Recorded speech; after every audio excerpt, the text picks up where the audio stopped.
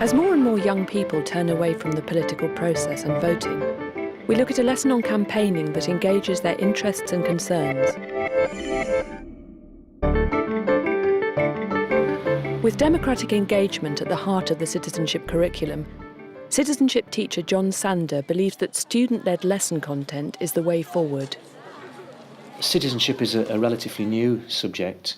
There is an area of knowledge that must be taught about encouraging the students to be active in democratic participation. And I think you've got to get onto the students' level, you've got to engage them with a subject or a topic which they are interested in. Paulette North at City Academy Bristol values the range of topics that can be discussed within citizenship. Citizenship enables you to talk about issues that perhaps we weren't allowed to talk about before, like homophobia, bullying, immigration and nationality.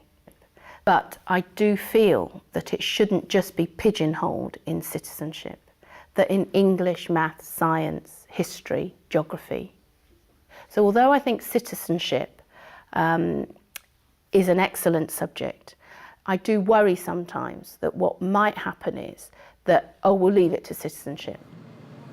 At Ullswater Community College, there is a commitment to democratic engagement as an active principle by encouraging students' participation in college management as well as lesson content. In this way, Ullswater aims to make democratic engagement both a political and educative principle.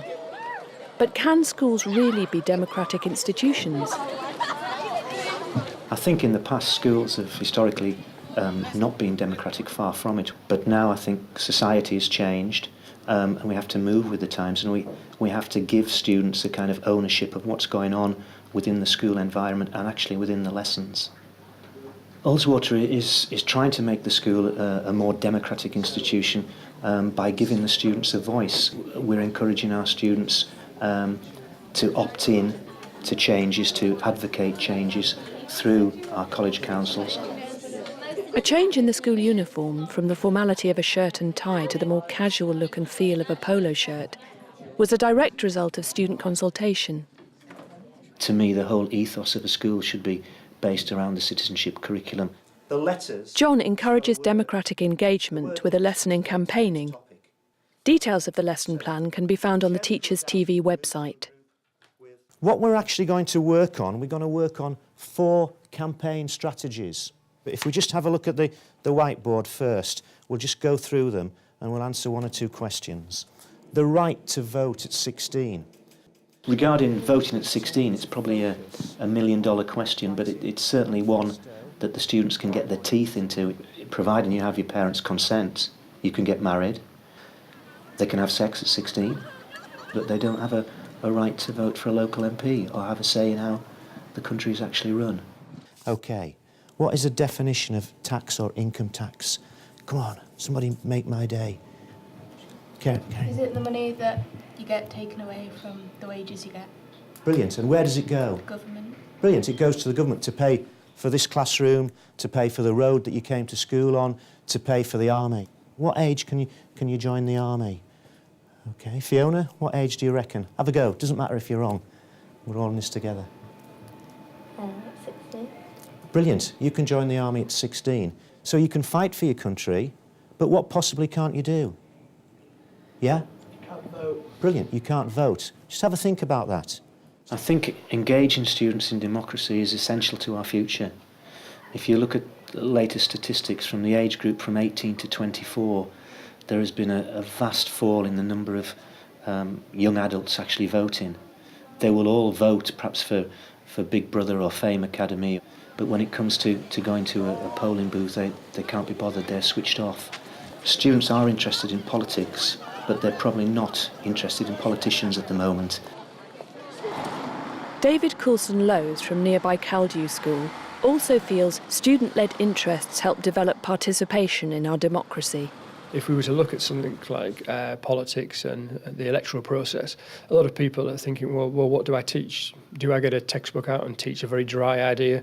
You know, that in some way, if pupils understand the cabinet system of democracy in our country, that they will be more willing to go and vote. Well, I tend to look at it from the other direction, which is, well, what issues affect young people? And what are young politicians going to do about those concerns? Back in the campaign lesson, John explores the students' engagement in whale preservation.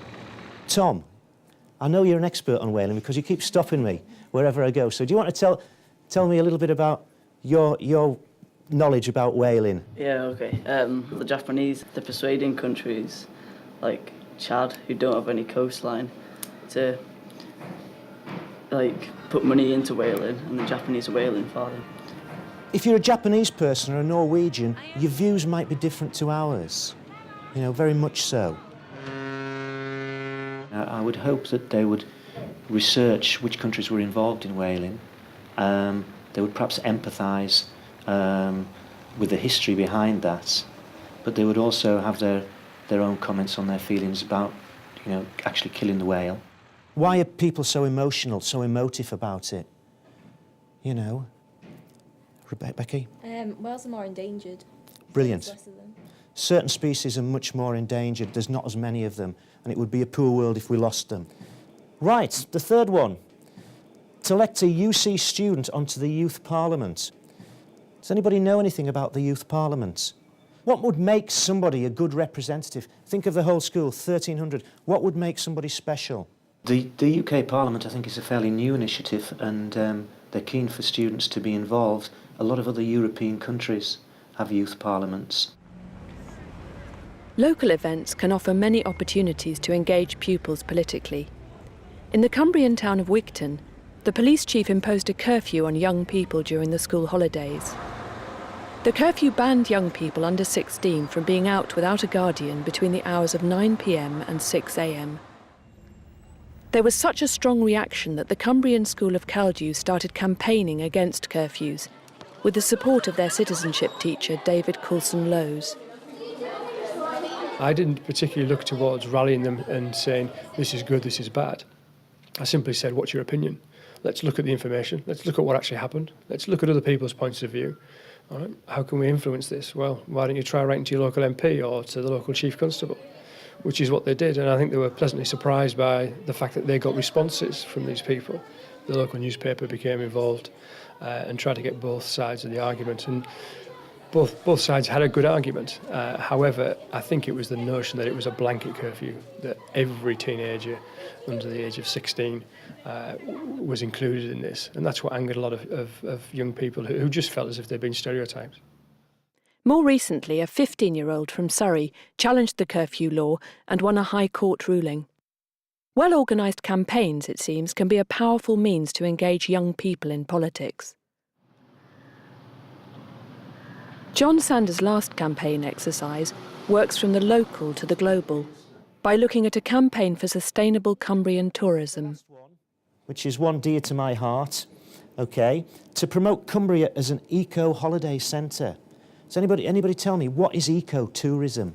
Eco-tourism. Go on then, Alex. Tourism that's friendly to the environment. Brilliant. You know, what's special about, say, Cumbria or even Northern England?